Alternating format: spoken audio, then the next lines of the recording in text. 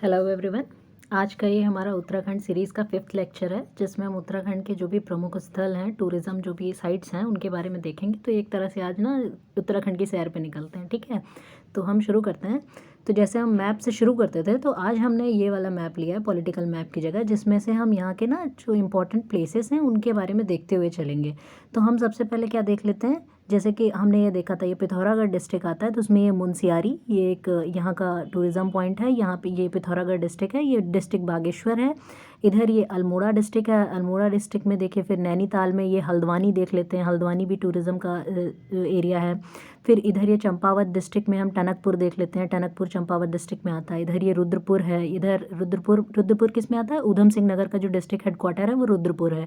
इसमें ये काशीपुर आता है, जिसे गोविशान कहते हैं। ये जसपुर और ये यहाँ पे सितारगंज आता है।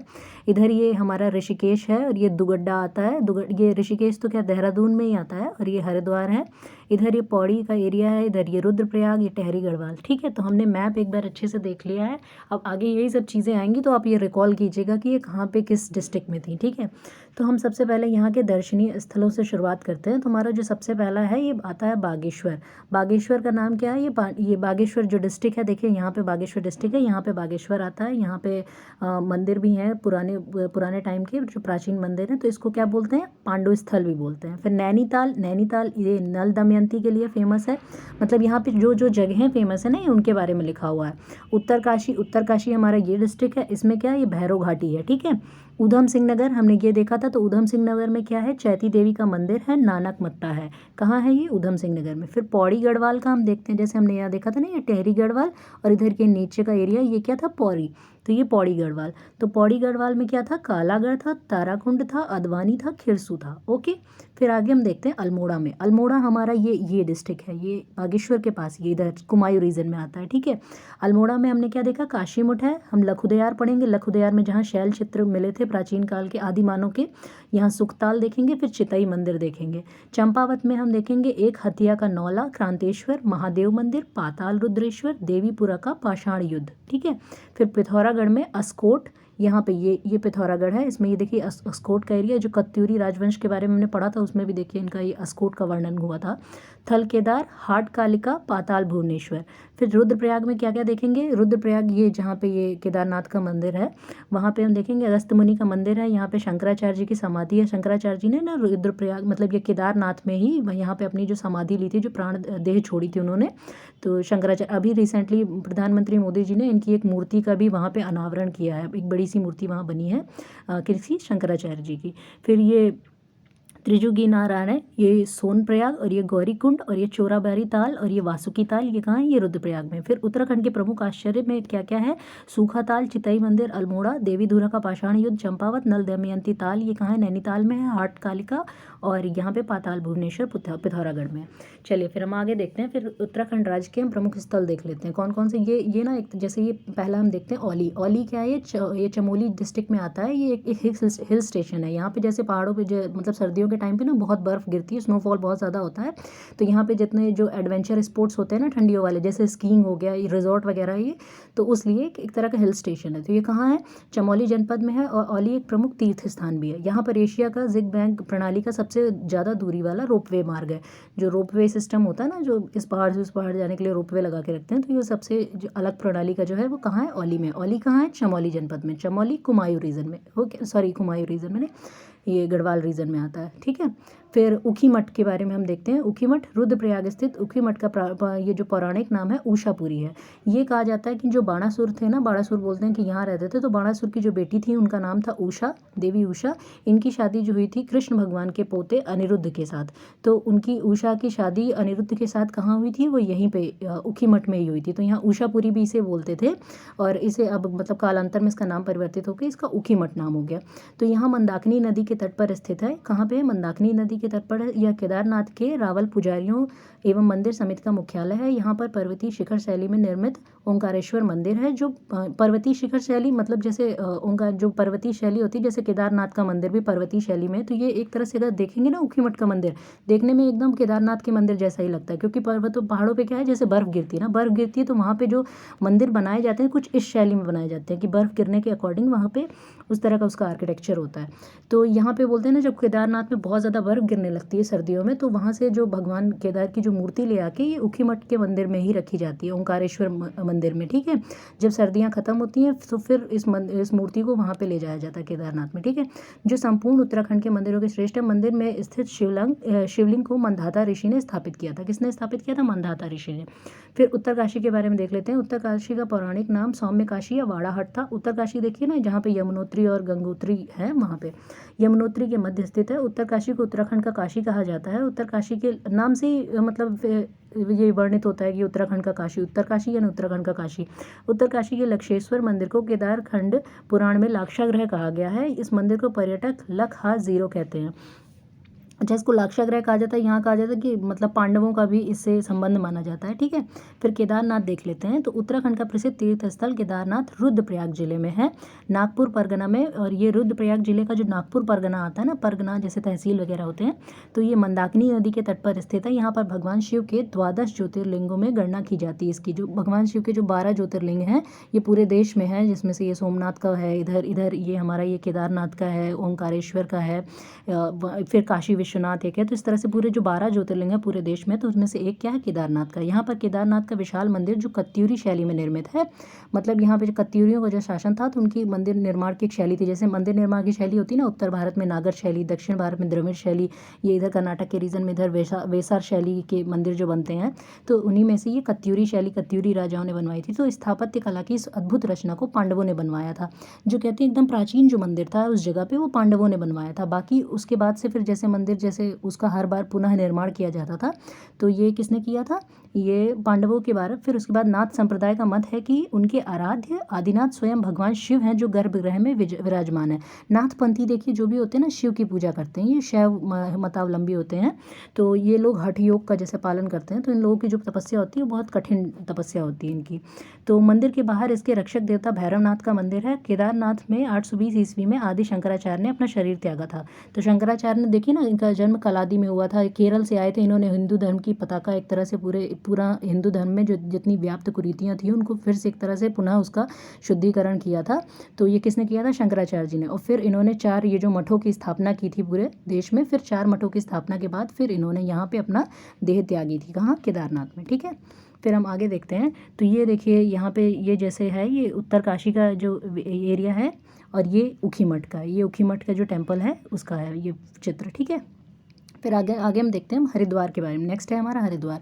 तो गढ़वाल मंडल स्थित हरिद्वार विल्व एवं नील पर्वतों के बीच गंगा के तट पर स्थित है। इसे गंगा द्वार, मायापुरी, खांडव वन, स्वर्ग द्वार, 4 धामों के द्वार आदि के नाम से जाना जाता है। मतलब ये सारे नाम इसके किसके हैं? हरिद्वार के। संस्कृत के महान कवि कालिदास ने अपनी रचनाओं में इस क्षेत्र का वर्णन किया है। साथ ही चीनी यात्री सु यिनचांग ने इस क्षेत्र का वर्णन माया या लो के रूप में किया है। गुलाम कादिर ने 1785 ईस्वी में हरिद्वार को लूटा था। 1785 में किसने लूटा था? 1785, उसी टाइम जब अंग्रेज़ों का मतलब यहाँ पे ये 1700 इधर मतलब 64 के बाद जब दीवानी राइट्स इनको मिल गए थे, तो बंगाल में इन्होंने एक तरह से अपनी सत्ता स्थापित कर ली थी। उसी टाइम लगभग 1785 के टाइम पे इन्होंने गुलाम कादिर ने हरिद्वार को लूटा था। फिर 1776 में सिख सरदारों ने गुसाइयों से विवाद होने पर 100 से अधिक भक्तों को काट डाला था। तो ये भी एक प्रकरण हुआ था। फिर 1804 में गढ़वाल पर गोरखों का जो शासन होने पर हरिद्वार दासों की बिक्री का केंद्र बन गया था। जैसे हमने पढ़ा था ना उत्तराखंड के इतिहास में कि जब गोरखाओं ने यहाँ पे शासन कर लिया था, ये जो 1790 पे तो आके कुमायूं पे किया था। फिर 1804 के आसपास उन्होंने यहाँ गढ़वाल को भी जीत लिया था। तो यहाँ पे इन्होंने जो अत्याचार किए, तो उस अत्याचार को यहाँ पे गोरख्याली के नाम से जाना जाता है। तो गोरखाओं ने, तो उसमें से यहाँ के लोगों को एक तरह से दास बिक्री का स्लेव मार्केट टाइप की बना दी थी। तो अबुल फजल ने हरिद्वार को शिव की राजधानी बताते हुए इसका नाम हरिद्वार लिखा है, ठीक है। अबुल फजल कौन थे? अबुल फजल ये अकबर के टाइम पे के उनकी उस नौरत्नों में से शामिल थे अबुल फजल जी। तो फिर राजधानी बताते हुए इसका नाम हरिद्वार लिखा था। फिर अलेक्जेंडर कैनिंघम ने 18 मैंने जो ASI के बारे में बताया था, ASI यानी आर्कियोलॉजिकल सर्वे ऑफ इंडिया की 1861 में स्थापना किसने की थी? अलेक्जेंडर कैनिंघम जी ने की थी। तो 1862 से 1865 के बीच पुरातात्विक सर्वेक्षण किया था, जिसके अनुसार हरिद्वार में हर की पैड़ी, माया देवी मंदिर, भैरव मंदिर, नारायण बलि मंदिर तथा राजावेन का किला उस समय के प्रमुख स्थल थे। तो इनके बारे में उन्होंने वर्णन किया था। तो हर की पैड़ी को महाराज महाराजा विक्रमादित्य ने अपने, देखिए आप अगर आप हरिद्वार घूमने जाएंगे ना तो वहाँ पे जो मेन घाट है वो हर की पैड़ी है, तो इसको किसने इसका निर्माण करवाया था, तो महाराजा विक्रमादित्य ने अपने भाई भर्तहरि की याद में बनवाया था। अकबर के जो सेनापति थे मान सिंह, जो कि आमेर के राजा थे मान सिंह, तो मान सिंह ने इस स्नान घाट को नए सिरे से बनवाया था। ठीक है, पहले किसने बनवाया था, राजा विक्रमादित्य ने, उसके बाद फिर से इसका पुनर्निर्माण सेनापति मान सिंह ने करवाया था। फिर ऋषिकेश के बारे में देख लेते हैं। ऋषिकेश कहाँ आता है, ये देहरादून में ही एक मतलब तहसील है उसकी।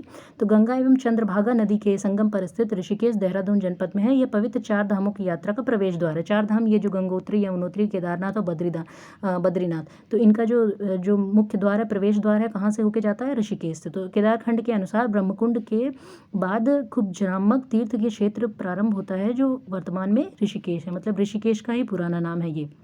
फिर ललितादित्य मुक्तापीठ ने ऋषिकेश के अनेक मंदिरों का निर्माण करवाया था। यह सूर्य एवं विष्णु का उपासक था। किसने करवाया था, ललितादित्य मुक्तापीठ ने। फिर जोशीमठ के बारे में हम देख लेते हैं। तो चमोली जनपद स्थित जोशीमठ एक महत्वपूर्ण तीर्थ स्थल है। इसकी स्थापना शंकराचार्य जी ने की थी। शंकराचार्य वही जो केरला से होते हुए यहाँ आए थे उत्तराखंड। तो शंकराचार्य ने चोली या मुकाड़ी जाति के त्रोटकाचार्य को जोशीमठ का अध्यक्ष नियुक्त किया था। किसने, शंकराचार्य जी ने। प्राचीन काल में जोशीमठ ही कार्तिकेयपुर के नाम से कत्यूरी राजवंश की राजधानी थी। तो ये जो कार्तिकेयपुर बार बार वर्णन आता है, तो वो जोशीमठ का ही पुराना नाम है। और ये किसकी, कत्यूरी राजवंश जो था, जो राजाओं का शासन था, ये 7वीं सदी के आसपास से शुरू हुआ था। तो इनकी जो राजधानी थी कार्तिकेयपुर, और उसे ही आज क्या कहा जाता है, जोशीमठ कहा जाता है। तो यहाँ देखिए ये पिक्चर्स हैं, ये किसकी, हर की पैड़ी है, जो हम अभी पढ़ रहे थे, हरिद्वार की। और ये विक्रमादित्य राजा ने जो बनवाई थी, फिर उसके बाद मान सिंह ने इसका पुनर्निर्माण करवाया था। और ये हमारा है ऋषिकेश का है, ये लक्ष्मण झूला का ये जो चित्र है ऋषिकेश में, देखिए गंगा नदी आती है और यहीं पे चंद्रभागा नदी आती है, तो ये उसका चित्र है। फिर आगे हम देखते हैं, अब नेक्स्ट हम पढ़ेंगे यमुनोत्री के बारे में। तो यमुना की पृथ्वी पर अवतरित होने के बाद इस स्थान का नाम यमुनोत्री पड़ा। मतलब यमुनोत्री जो ग्लेशियर है ना, यहीं से यमुना का क्या है, यमुना नदी का उद्गम माना जाता है। तो पुराणों के अनुसार यमुना यमराज की बहन, किसकी, यमराज की बहन थी, और सूर्य, इसीलिए इसको यमनिका भी कहा जाता है, मतलब यमराज की बहन थी ना। तो सूर्य की पुत्री तथा भगवान विष्णु की पटरानियों में कालिंदी के नाम से प्रसिद्ध थी। कालिंदी भी यमुना का ही नाम था। तो यमुना की उत्पत्ति उत्तरकाशी जिले में स्थित बंदरपूछ से हुई। बंदरपूछ ये जो ग्लेशियर है ना, ये यमुना की उत्पत्ति उत्तरकाशी डिस्ट्रिक्ट जो है, जो सबसे मतलब एकदम उत्तर में है, सबसे लास्ट जो डिस्ट्रिक्ट है, उसमें बंदरपूछ जो ग्लेशियर है, वहाँ से यमुना की उत्पत्ति होती है। फिर चूंकि श्रीकंठ, बंदरपूछ तथा यमुनोत्री कांठा के 3 शिखरों वाले पर्वत को कालिंदी पर्वत कहा जाता है, इसी कारण इस जगह को यमुनोत्री कहा जाता है। ठीक है, फिर गंगोत्री के बारे में पढ़ लेते हैं। यहाँ से गंगा नदी का उद्गम होता है, तो ये भी उत्तरकाशी जिले में ही है। समुद्र तल से इसकी ऊंचाई कितनी है, 3048 मीटर की ऊंचाई पर स्थित है। गंगोत्री के पास भगीरथी के मंदिर को अमर सिंह थापा ने बनवाया था। ये अमर सिंह वही थापा है, अमर सिंह थापा, जिन्होंने जब यहाँ पे आक्रमण किया था कुमायूं और गढ़वाल पे, जो नेपाल के जो गोरखा सैनिक थे, तो उनके सेनापति थे अमर सिंह थापा। तो इन्होंने ही भगीरथी के मंदिर को बनवाया था। कहाँ, गंगोत्री के पास। तो इसका जो पुनरुद्धार वापस से किया था, किसने किया था, राजा माधो सिंह ने किया था, जो जयपुर के थे। इस मंदिर में गंगा, लक्ष्मी, पार्वती, अन्नपूर्णा देवी की मूर्तियां हैं। इस मंदिर का कपाट प्रतिवर्ष अप्रैल से अक्षय तृतीया को खुलता है, क्योंकि बाकी टाइम क्या है, इसमें अप्रैल से पहले यहाँ पे क्या है, बर्फ जमी रहती है, बहुत ठंड पड़ती है। ठीक है, फिर आता है गंगोत्री में सूर्यकुंड, गौरीकुंड, पंत गाना तथा भैरव झाप स्थित है। ये सब कहाँ, गंगोत्री में है। फिर बागेश्वर के बारे में हम देख लेते हैं। अच्छा, बागेश्वर भी काफ़ी फेमस यहाँ का तीर्थ स्थल है। तो बागेश्वर गोमती एवं सरयू नदी के तट पर स्थित है। कौन कौन सी नदी, गोमती नदी और ये सरयू नदी। यहाँ पर व्याघ्रेश्वर का एक प्राचीन मंदिर है। यहाँ पर मकर संक्रांति को प्रतिवर्ष बहुत बड़ा मेला लगता है।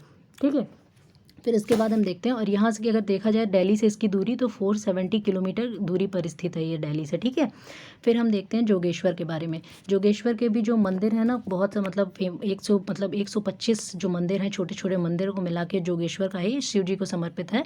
तो जोगेश्वर का ये ज्योतिर्लिंग मंदिर प्रसिद्ध है। इसे स्वयंभू भी कहते हैं स्वयंभू मतलब स्वयं से उस मूर्ति का वहाँ पे उत्पत्ति हुई, तो इसे स्वयंभू कहते हैं। और ये जोगेश्वर कहाँ है, अल्मोड़ा पिथौरागढ़ मार्ग पर जोगेश्वर स्थित है। ये अल्मोड़ा डिस्ट्रिक्ट में आता है। ठीक है, जोगेश्वर। तो लाखा मंडल के बारे में हम देख लेते हैं। लाखा मंडल यमुना और रिखनाट के संगम तट पर, कहाँ, यमुना और निकनाट के संगम तट पर देहरादून जनपद में स्थित है। यहाँ से राजकुमारी ईश्वरा का शिलालेख प्राप्त होता है। ये जो पुराना शिलालेख प्राप्त हुआ है, कहाँ से, यहीं लाखा मंडल से प्राप्त हुआ है। लाखा मंडल में क्या है कि लाखा मंडल में लक्ष्मी नारायण, शिव, दुर्गा, कुबेर, कार्तिकेय, सूर्य आदि की प्रतिमाएं यहाँ संग्रहित हैं। लाखा मंडल में चट्टानों और गुफाओं से बना प्राकृतिक शिव मंदिर, जिसमें प्राकृतिक रूप से बने शिवलिंग पर चट्टानों से पानी टपकता रहता है। ठीक है, यहाँ पे आता है ये चीज़। तो फिर हम इसमें आगे देखेंगे।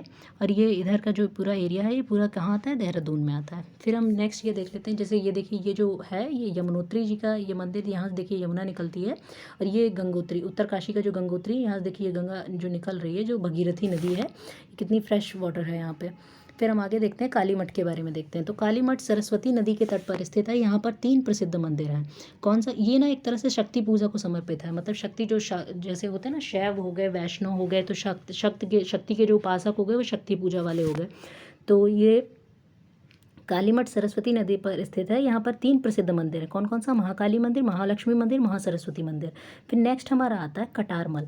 कटारमल के बारे में हम देखते हैं। और ये काली मठ कहाँ है? ये रुद्रप्रयाग में है। ठीक है, ये रुद्रप्रयाग जो है, रुद्रप्रयाग जहाँ पे ये हमारा ये केदारनाथ भी है, तो उसी डिस्ट्रिक्ट में काली मठ आता है। फिर कटारमल के बारे में देख लेते हैं। कटारमल अल्मोड़ा जनपद में आता है, अल्मोड़ा में आता है। और ये चंदेल गढ़वाल शैली में निर्मित यहाँ का जो सूर्य मंदिर है वो प्रसिद्ध है। यहाँ का जो सूर्य मंदिर है ना, सूर्य मंदिर जैसे देश में अलग अलग कोनों में है। जैसे कोणार्क का सूर्य मंदिर हो गया, मोढेरा का सूर्य मंदिर हो गया जो कि गुजरात में है, एक मार्कंडे का सूर्य मंदिर ये जम्मू कश्मीर में भी था, एक ये इधर मुल्तान में एरिया जो पाकिस्तान में अब हो गया। तो सूर्य मंदिर ना उस समय की जो कहते हैं ना जियोग्राफिकल लोकेशन के हिसाब से, तो पुराने जो लोगों ने बनवाया था, तो पूरे देश में एक तरह से चारों कोनों पे बना हुआ था। ठीक है, तो यहाँ पे भी एक सूर्य मंदिर था।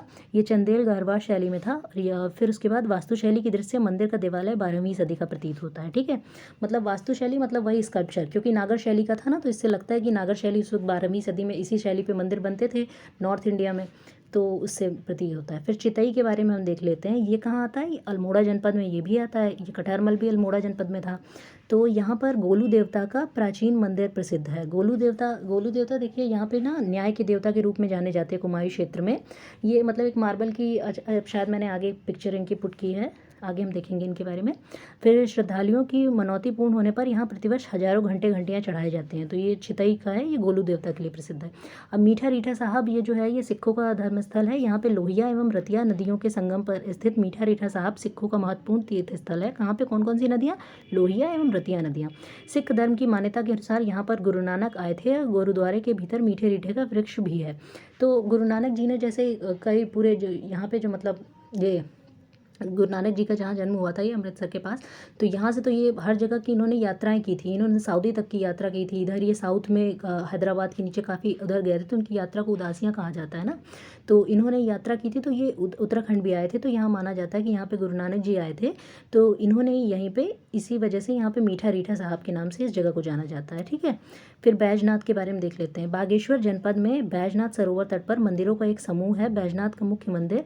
और इसमें इसी बैजनाथ मंदिर में पार्वती जी की जो एक आदमकद मूर्ति है, ये वह मूर्ति है पार्वती जी की। ये कहाँ पे है? बैजनाथ मंदिर में। तो बैजनाथ मंदिर कहाँ आता है? बागेश्वर जनपद में आता है। फिर आगे हम देख लेते हैं। तो ये आदमकद मूर्ति स्थापित है, मंदिर के समीप स्थित है। और चबूतरे को स्थानीय भाषा में चौपड़ चबूतरा कहा जाता है। इस चबूतरे को कत्यूरी राजाओं के राजमहल का विशेष भाग माना जाता है। ठीक है, तो ये भी कत्यूरी राजाओं के टाइम का है। फिर हम द्वारा हाट देख लेते हैं। ये देखिए, जो हम सूर्य मंदिर के बारे में पढ़ रहे थे ना, ये देखिए, ये शैली के हिसाब से देखा जा रहा है कि ये 12वीं शैली का था, तो ये वो मंदिर था। ठीक है, फिर हम आगे देखते हैं द्वारा हाट। फिर अल्मोड़ा जनपद स्थित द्वारा हाट को हिमालय की द्वारिका कहा जाता है। द्वारा हाट कत्यूरी शासकों के कला प्रेम तथा धर्मनिष्ठता का प्रतीक है। यहाँ पर प्रतिवर्ष अप्रैल माह में 3 दिन का सालदे बिखौती मेला लगता है। यहीं पर तड़ाक ताल भी स्थित है। कहाँ? द्वारा हाट में। द्वारा हाट कहाँ है? अल्मोड़ा जनपद में। फिर कण्वाश्रम के बारे में देख लेते हैं। कण्वाश्रम देखिए, हमने जब उत्तराखंड का जो मैप पढ़ा था उसमें भी हमने इसके बारे में जाना था। कण्वाश्रम, इसको तो कोई चौका घाट के नाम से भी जाना जाता है। फिर ये जैसे चौकी घाट भी कहा जाता है। फिर पौड़ी गढ़वाल जनपद में आता है, मालिनी नदी के तट पर स्थित है कण्वाश्रम। ये महर्षि कर्ण का जो आश्रम था, यहीं पे कहते हैं ना, इसमें जो अभिज्ञान शाकुंतलम लिखी थी कालिदास जी ने, उन्होंने यहीं पे लिखा था। उन्होंने ये बताया था कि ये प्राचीन काल में वैदिक शिक्षा एवं संस्कृति ये प्रचार प्रसार का केंद्र बिंदु था। वैदिक शिक्षा के लिए, योग के लिए जो लोग आते थे यहाँ पे शिक्षा ग्रहण करने के लिए आते थे, तो ये एक गुरुकुल टाइप का था। यहीं पर रहते हुए महाकवि कालिदास ने अभिज्ञान शाकुंतलम की रचना की थी। और बोलते हैं कि जो महाराज जो दुष्यंत थे और उनकी जो रानी शकुंतला थी उनकी जो शादी हुई थी वो यहीं पे हुई थी, और उनका जो पुत्र का जन्म हुआ था भरत, जिनके नाम पे अपना हमारे देश का नाम पड़ा, इनका भी जन्म यहीं पर हुआ था। फिर हेमकुंड साहिब के बारे में देख लेते हैं। हेमकुंड साहिब ये ना चमोली जनपद में आता है। ये यहाँ पे भी देखिए ठंड के टाइम पे बहुत स्नोफॉल होता है, बहुत एक तरह से हिल स्टेशन ही है। और ये हेमकुंड साहिब यहाँ पे सिखों का तीर्थ स्थल है। यहाँ पे क्या है, लक्ष्मण मंदिर भी है। हाँ, फिर सिख धर्म की मान्यता के अनुसार उनके 10वें गुरु गोविंद सिंह ने यहाँ पर पूर्व जन्म में तपस्या की थी। हेमकुंड की झील को सिखों द्वारा अपना मानसरोवर माना जाता है। ठीक है, यहाँ पे जो झील है उसे ये हेमकुंड साहिब के पास ही एक झील है, उसे मानसरोवर झील कौन मानते हैं, सिख मानते हैं। अच्छा, यहाँ पे लक्ष्मण जी भी कहते हैं कि यहाँ आए थे, उन्होंने यहाँ तपस्या की थी। जब राम जी ने कहते हैं जब रावण को मारा था ना, तो उन्होंने आके ऋषिकेश में तपस्या की थी। उन्होंने जैसे एक तरह से नहीं ब्रह्म हत्या की थी, तो उन्होंने ब्रह्म हत्या का पश्चाताप करते हुए ऋषिकेश में तपस्या की थी। उसी टाइम ये लोग मतलब लक्ष्मण जी भी उनके साथ आए थे। तो हेमकुंड साहब को उनसे भी देखा जाता है, और उनका मंदिर भी यहाँ पे है। ठीक है, फिर हम आगे देखते हैं सतोपंथ के बारे में देख लेते हैं। तो जो सतोपंथ का ये जो ग्लेशियर है, सतोपंथ यहीं से देखिए अलकनंदा नदी निकलती है ना। तो सतोपंथ समुद्र तल से 4402 मीटर की ऊंचाई पर उत्तराखंड में स्थित है। यहाँ त्रिकोणीय सरोवर ब्रह्मा विष्णु तथा महेश को, ये मतलब ये ग्लेशियर की आकृति कुछ इस तरह से है, मतलब ये ट्रायंगल टाइप की है। तो इसे बोलते हैं कि ये ब्रह्मा विष्णु तथा महेश को समर्पित है। फिर उसके बाद नेक्स्ट हम देख लेते हैं चंदवदनी के बारे में। तो टिहरी जिला स्थित चंदवदनी सिद्धपीठ भागीरथी भिलंगाना तथा अलकनंदा कहाँ पे, टिहरी जिला में आता है, मतलब ये गढ़वाल रीजन में आता है। और इसमें क्या है, सिद्धपीठ है, और इसमें क्या, भागीरथी बिलंगाना तथा अलकनंदा नदी के बीच एक मेखला के रूप में, मेखला मतलब एक जैसा ऐसा ऐसा सा होता है, तो इसमें एक के रूप में ये फैला है। यहाँ पर ये बाज बुरांश के घने वृक्ष दर्शनीय है। यहाँ पे जो ये मतलब वेजिटेशन है वो किसका है, ये बुरांश के जो पेड़ पाए जाते हैं। फिर पिथौरागढ़ हम देख लेते हैं। पिथौरागढ़ जो ये जो मतलब पिथौरागढ़ डिस्ट्रिक्ट है, ये तो सबसे ज़्यादा लास्ट वाला डिस्ट्रिक्ट है। ये कहाँ से टच करता है, ये नेपाल से, और ये उधर चाइना से टच करता है। तो पिथौरागढ़ जनपद नेपाल तिब्बत ये सीमा पर स्थित है। इसे छोटा कश्मीर भी कहा जाता है। और नैनी सैनी हवाई पट्टी तथा मुनस्यारी जलप्रपात इसी जिले में स्थित है। जो नैनी सैनी हवाई पट्टी है, ये मतलब युद्ध काल के लिए बनाई गई थी, कि यहाँ पे जो भी एयरप्लेन्स वगैरह हैं लैंड करने के लिए इसको बनाई गई थी। और ये मुनस्यारी जो जलप्रपात है, ये भी एक तरह का फेमस मतलब ये टूरिज्म वाला पॉइंट है मुनस्यारी। यहाँ काफ़ी टूरिस्ट जाते हैं, और ठंडियों में अक्सर जाते हैं क्योंकि स्नोफॉल बहुत ज़्यादा होता है। फिर हम पिंडारी ग्लेशियर देख लेते हैं। तो पिंडारी ग्लेशियर बागेश्वर जनपद में नंदा देवी पर्वत श्रेणी पर अवस्थित है। यहीं से जो पिंडार नदी निकलती है ना, जो पंचप्रयाग में हमने पढ़ी थी, तो ये वही पिंडारी ग्लेशियर है। तो यहाँ पर बर्फ़ की अनेकों झीलें पाई जाती हैं। तो पिंडार नदी इसी ग्लेशियर से निकलती है। फिर माणा के बारे में देख लेते हैं। जो माना गांव है, ये बोलते हैं ना माना पास, आपने पढ़ा, हमने जो उत्तराखंड के मैप में हमने पढ़ा था कि माना पास क्या है। तो माना पास जैसे ये है ना तिब्बत के बीच में ये दर्रा है, तो माना दर्रा। तो माना गाँव जो है चमोली जनपद में स्थित है, और ये भारत और उत्तराखंड की उत्तरी सीमा पर स्थित है। अंतिम गाँव है, मतलब लास्ट गाँव है ये। और फिर उसके बाद से तिब्बत की सीमा शुरू हो जाती है। तो यहाँ पर व्यास गुफा, मुचकुंद गुफा, गणेश गुफा, भीमपुल तथा बद्रीनाथ की माता की मूर्ति एवं घंटाकर्ण का मंदिर प्रसिद्ध है। ठीक है, इतनी सारी चीज़ें यहाँ की जो फेमस हैं। तो भीमपुल सरस्वती नदी के तट पर स्थित है। यहाँ पर वसुंधरा, ये जो वसुंधरा जलप्रपात है, जो वाटरफॉल है यहाँ पे है, जो 145 मीटर की ऊंचाई से गिरता है। संपूर्ण माणा क्षेत्र अनेक प्रकार की औषधियों का खजाना है, क्योंकि देखिए पहाड़ों पर वैसे भी मेडिसिनल प्लांट्स जो होते हैं, जो जितनी औषधियाँ जड़ी बूटियाँ होती हैं पहाड़ों पर बहुत होती हैं। तो ये क्या है कि मतलब संपूर्ण मानव क्षेत्र अनेक प्रकार की औषधियों का खजाना है। यहाँ पर मार्शा जनजातियों का जो ग्रीष्मकालीन निवास भी है। आलू एवं काफर यहाँ की मुख्य फसल है। क्या क्या है, आलू है और काफर है। मसूरी के बारे में देख लेते हैं। तो मसूरी देहरादून जनपद में आता है। यह शिवालिक की पहाड़ियों में स्थित है। इसे पहाड़ों की रानी भी कहा जाता है। किसे, मसूरी कहा जाता है। अच्छा, मसूरी को ये देखते हैं कि मसूरी को इस्टेब्लिश कब, मतलब कब बनाया गया था, कब इसको स्थापित किया गया था। तो मसूरी को अंग्रेजों ने टिहरी नरेश सुदर्शन शाह, ये जो इनके नाम क्या गए हमने पढ़ा था ना, शाह कब से लगने लगा था, बहलोल लोदी ने शाह को जो उपाधि दी थी तब से लगने लगा था। तो सुदर्शन शाह से पट्टे पर लेकर 1820 में स्थापना की गई थी। मतलब कब की गई थी, 1820 में मसूरी की स्थापना की गई थी, एक हिल स्टेशन। क्योंकि अंग्रेज देखिए क्या थे, ये ना पहाड़ों पे रहने वाले, मतलब ठंडी जगहों पे रहने वाले थे। ये जब इंडिया में आए, जब इन्होंने भारत में आके कब्जा किया, तो इनको यहाँ बहुत गर्मी लगती थी। तो ये लोग बीच में छुट्टियों में कहाँ चले जाते, तो इनको जब ये उत्तराखंड इनको मतलब गोरखाओं से इनको मिल गया, सुगौली की संधि के द्वारा इनको मिल गया, तो इन्होंने सोचा तो यहाँ पे जो इनको एरिया जो मिले, इन्होंने देखा हाँ यहाँ पे भी बर्फ़ गिरती है, तो इन्होंने ये हिल स्टेशन, जैसे ये डलहौजी हो गया, ये इधर का मसूरी हो गया, तो ये अंग्रेज़ों ने ही हिल स्टेशन बनाए थे। ठीक है, तो हिल स्टेशन बनाया क्या, मतलब पहले से तो ये थे ही, लेकिन एक शहर जो बसावट होती है ना, तो इन्होंने कुछ जैसे कि क्लॉक टावर बना दिया, ये मॉल रोड वगैरह बना दी, तो ये सारी चीज़ें, तो यहाँ पे फिर लोग रहने लगे, एक तरह से शहर बन गया। तो उस तरह से देखा जाए तो स्थापना 1820 में कब, मतलब पट्टे पे ये पूरा एरिया ले लिया गया था। पट्टे पे मतलब लीज पे ले लिया गया था, किससे, टिहरी नरेश से ले लिया गया था। तो 1820 में लिया था, तो तब जाके ये बना, ठीक है। फिर मसूरी की सबसे ऊंची चोटी गनहिल पहाड़ी है, यहीं पर लाल बहादुर शास्त्री राष्ट्रीय प्रशासनिक अकादमी है। जो लबासना है ना, जो आईएएस एडमिनिस्ट्रेटर्स का जो ट्रेनिंग होती है लबासना में, तो ये लबासना कहाँ है, ये मसूरी में है। मसूरी कहाँ है, ये देहरादून डिस्ट्रिक्ट में आता है। देहरादून से मतलब 30-32 किलोमीटर की दूरी पर पहाड़ों पर चढ़ते हुए जाएंगे तो ये मसूरी आता है। तो रानीखेत के बारे में देख लेते हैं। तो अल्मोड़ा जनपद में स्थित ये बहुत ही अच्छा मतलब प्लेजेंट टूरिस्ट ये जो प्लेस है रानीखेत। तो जनपद स्थित रानीखेत की स्थापना 1869 में अंग्रेज़ों द्वारा की गई थी। देखिए इसकी भी स्थापना, ये भी एक हिल स्टेशन ही बसाया था उन्होंने। तो फिर इस स्थान को अमेरिकी न्यायाधीश विलियम दोगलन ने विश्व की सर्वोत्तम हिल स्टेशन माना था, क्योंकि इसका आप अगर पिक्चर देखेंगे ना, तो इसका जो भी अगर गूगल पे भी सर्च करेंगे तो ये बहुत ही प्लीजेंट एरिया यहाँ का आता है रानीखेत का। तो फिर इसमें हम देखते हैं यहाँ पर चीड़ एवं देवदार के वृक्ष अधिक मात्रा में पाए जाते हैं। देवदार के वृक्षों के बारे में हमने देखा था ना, काफ़ी लंबे से पेड़ होते हैं, एक पूरे। देखिए जो ट्रॉपिकल एरिया होता है ना, ट्रॉपिकल एरिया मतलब जैसे कि ये पृथ्वी, जैसे ये अक्षांश से इक्वेटर है, इक्वेटर से 23 डिग्री ऊपर है, 23 डिग्री नीचे, इधर जो एरिया होता है यहाँ पे बहुत एकदम डेंस वेजिटेशन होता है। डेंस वेजिटेशन मतलब हर तरह के पेड़ पौधे एकदम, छोटे जो क्रीपर्स होते हैं, क्लाइंबर्स होते हैं, बड़े पेड़, हर तरह की जो जीव जंतु मतलब जो भी वेजिटेशन होता है हर तरह का होता है। लेकिन पहाड़ों पर जैसे अल्टीट्यूड बहुत ज़्यादा हम ऊंचाई पे चले जाएंगे, जब ये ट्रॉपिकल एरिया के आगे जब हम टेम्परेट रीजन में पहुंच जाएंगे, तो वहाँ पे क्या होता है कि ये अगर पेड़ हैं तो एक ही तरह के सारे पेड़ होंगे, तो वो एक ही, जैसे इसको बोलते हैं ना लंबरिंग इंडस्ट्री, मतलब ये जो पेड़ को काटने वाली जो इंडस्ट्री होती है उसके लिए यही पेड़ सबसे ज़्यादा उपयुक्त होते हैं। क्योंकि जैसे भाई मशीन लगाई तो एक लाइन से सारे पेड़ काट दिए। अब जैसे यहाँ पे ट्रॉपिकल रीजन में कहीं बड़े वृक्ष हैं, कहीं छोटे छोटे हैं, कहीं झाड़ियाँ हैं, कहीं, तो ये अगर एक तरह से लंबरिंग इंडस्ट्री के पॉइंट ऑफ व्यू से देखा जाए कि पेड़ों की कटाई, जहाँ लकड़ी उनको चाहिए, तो ये उनको ज़्यादा मतलब सूटेबल नहीं लगे, उनको सूटेबल होगा ये। तो यहाँ पे जो देवदार के वृक्ष हैं, चीड़ के ताड़ के वृक्ष, तो ये एक ही सैपलिंग, मतलब अगर इनको देखा भी जाए तो ये देखने में भी बड़े सुंदर लगते हैं। फिर नेक्स्ट हम पढ़ते हैं कौसानी के बारे में। तो कौसानी बागेश्वर जनपद में स्थित है। यहीं पर महान कवि सुमित्रा नंदन पंत का जन्म हुआ था। जो सुमित्रा नंदन पंत, इनको बोला जाता है ना प्रकृति के सुकुमार कवि, क्योंकि इन्होंने प्रकृति पे बहुत सारी रचनाएं की हैं।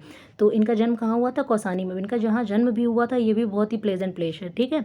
तो 1928 में महात्मा गांधी ने 12 दिनों तक कौसानी में रहे थे, और इन्होंने ही यंग इंडिया नामक जो लेख महात्मा गांधी जी लिखते थे ना, यंग इंडिया, इसके बारे में आपने पढ़ा होगा।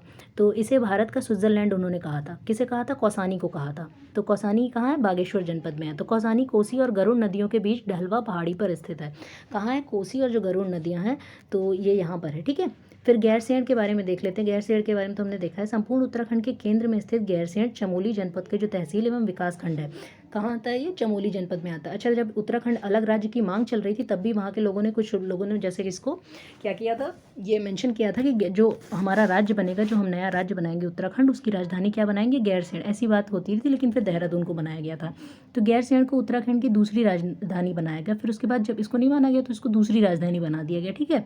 तो इस क्षेत्र में पूर्वी एवं पश्चिम नयार, आटाघाट, पश्चिमी रामगंगा नदियाँ बहती हैं। कौन कौन सी नदियाँ, ये सारी नदियाँ बहती हैं। फिर बांज, तिलौज, खरसू, बुरांस, काफू, चीड़ आदि पेड़ पौधों की अनेक प्रजातियां यहाँ पाई जाती हैं। तो ये यहाँ का वेजिटेशन है, ठीक है। तो गैरसैंण में ही विश्व प्रसिद्ध धार्मिक तीर्थ स्थल है, उसका क्या नाम है, विंसर जो नाम है। ये कहाँ है, ये गैरसैंण में है, ठीक है। फिर उत्तराखंड क्रांति दल, देखिए इनका मेंशन आ गया। डॉक्टर ये जो डी पंत थे और विपिन त्रिपाठी ने गैरसैंण को पहाड़ी प्रदेश की राजधानी बनाने का सर्वप्रथम विचार दिया था। तो ये विचार किसका था, डी पंत का था, विपिन त्रिपाठी। ये क्यों था, क्योंकि जैसे ये अगर आप उत्तराखंड का ये मैप देखेंगे तो जस्ट बीचों बीच में आता है ये गैरसैंण, इसीलिए इन्होंने कहा था कि इसको ही राजधानी बनाओ, कि मतलब एकदम हर जगह से, हर कोने से इसकी दूरी एक तरह से देखा जाए तो एवरेज दूरी पे है, ठीक है। इस हिसाब से इन्होंने कहा था। अगर आप देहरादून देखेंगे तो देहरादून कोने में आता है एक तरफ, ठीक है, उत्तराखंड में, और गैरसैंण बीच में आता है, इसीलिए इसको मेंशन किया गया था कि ये मतलब राजधानी बनाई जाए। बाकी फिर देखा गया हर तरह से उपयुक्त लगा देहरादून, तो उसे बनाया गया। फिर 13 जनवरी 1992 को उत्तराखंड क्रांति दल ने गैरसैंण की राजधानी का प्रस्ताव जो किया था। फिर उसके बाद ये क्रोनोलॉजी, इसको थोड़ा सा देख लेते हैं। फिर 4 फरवरी 1994 को उमाशंकर कौशिक जो थे, इन्होंने समिति ने गैरसैंण को राजधानी बनाने की संस्तुति दी थी। फिर सन 2000 ये उमाशंकर कौशिक कमेटी, ये जो मतलब उत्तर प्रदेश सरकार ने बनाई थी उस वक्त, ये कौशिक कमेटी के नाम से जानी जाती थी। तो उन्होंने भी बोला था कि हाँ गैरसैंण को बना सकते हैं। फिर फिर 2000 में राज्य की राजधानी के स्थल के चयन के लिए दीक्षित आयोग जो न्यायमूर्ति वीरेंद्र दीक्षित का गठन किया गया था। फिर 9 जून से 11 जून 2014 को गैरसैंण में विधानसभा का सत्र आयोजित किया गया। ठीक है, तो ये भी किया गया था कि मतलब इसको राजधानी बनाया जाए कि नहीं, इसके प्रोस्पेक्ट्स पे आप जांच कीजिए। ठीक है, तो फिर उसके बाद हम देख लेते हैं नेक्स्ट। ये देखिए, हम जो मुनस्यारी के बारे में पढ़ा था ना, ये जो एरिया है ये मुनस्यारी का है। ये देखिए कितनी बर्फ़ गिरती है यहाँ पे, ये पिथौरागढ़ में आता है। फिर यहाँ पे हम पढ़ लेते हैं भवाली के बारे में। तो नैनीताल एवं भीमताल से कुछ दूरी पर स्थित भवाली से 8 किलोमीटर की दूरी पर गोलू देवता का मंदिर तथा अल्मोड़ा मार्ग पर नीम करौली बाबा का सुप्रसिद्ध कैंची मंदिर स्थित है। अच्छा, नीम करौली बाबा ना ये काफ़ी फेमस हैं उत्तराखंड में। क्या ये पूरे इंडिया में ही फेमस है। इवन जो फेसबुक के जो CEO हैं ना, मार्क जुकरबर्ग, वो भी इनको मतलब मानते हैं, इनको एक तरह से गुरु के रूप में मानते हैं नीम करौली बाबा को। ठीक है, इनके बारे में कई सारी मतलब इनका आश्रम भी है यहाँ पर। ठीक है, तो अल्मोड़ा मार्ग पर नीम करौली बाबा का सुप्रसिद्ध कैंची मंदिर स्थित है। और यहाँ पर फिर उसके बाद भवाली चीड़ के पुराने वृक्षों से घिरा एक स्वास्थ्यवर्धक नगर है। क्या है? भवाली। ठीक है, चीड़ के पत्तों से घिरा हुआ। फिर ग्वालदम के बारे में देखते हैं। चमोली जनपद स्थित ग्वालदम एक प्रसिद्ध पर्यटक तीर्थ स्थल है। यहाँ पर एक प्राकृतिक झील है, मतलब नेचुरल जो लेक है। यहाँ एक ग्वालदम नाग क्षेत्र के बीच घने जंगलों में नाग मंदिर स्थित है। ठीक है, फिर कोटद्वार के बारे में देख लेते हैं। कोटद्वार को गढ़वाल का प्रवेश द्वार कहा जाता है। कोटद्वार पौड़ी गढ़वाल जनपद का एकमात्र रेलवे स्टेशन है। कोटद्वार कस्बा मालिनी नदी के तट पर बसा हुआ है। कौन सी नदी पर? मालिनी नदी के तट पर बसा हुआ है। ये गढ़वाल क्षेत्र का प्रवेश द्वार भी कहा जाता है। ठीक है, अब मुक्तेश्वर के बारे में देख लेते हैं। तो नैनीताल जनपद स्थित मुक्तेश्वर फलदार एवं बाज बुरांश के घने वृक्षों से घिरा एक, वैसे भी ये बुरांश के जो वृक्ष है ना, ये पहाड़ों पे ही पाए जाएंगे। ठीक है, तो घिरा एक कस्बा है। यहाँ इवन इसको देखेंगे, इसकी फोटो बड़ी प्लेजेंट सी होती है, ऐसा लगता है कोई सीनरी हो। ये जो बुरांश के जहाँ पेड़ होते हैं, तो यहाँ के विश्व प्रसिद्ध भारतीय पशु चिकित्सा संस्थान की स्थापना 1890 ईस्वी में हुई थी। यहीं पर मुक्तेश्वर मंदिर भी स्थित है। कहाँ स्थित है? ये मुक्तेश्वर में। मुक्तेश्वर कहाँ है? नैनीताल जनपद में है। तो ये वीडियो आज का हमारा यहाँ समाप्त होता है। तो आई होप कि आपको ये वीडियो पसंद आया होगा। इसमें हमने सारी चीज़ों को देखा, और ये आपको याद करने के 1-2 बार फिर से वीडियो देख लीजिएगा, बाकी इसको रिवाइज कर लीजिएगा, यहाँ के जो भी इंपॉर्टेंट प्लेसेस हैं उनके बारे में देखते हुए। तो आई होप कि आपको ये वीडियो पसंद आया होगा। अगर पसंद आया तो please like, share and subscribe करें। And thank you for watching.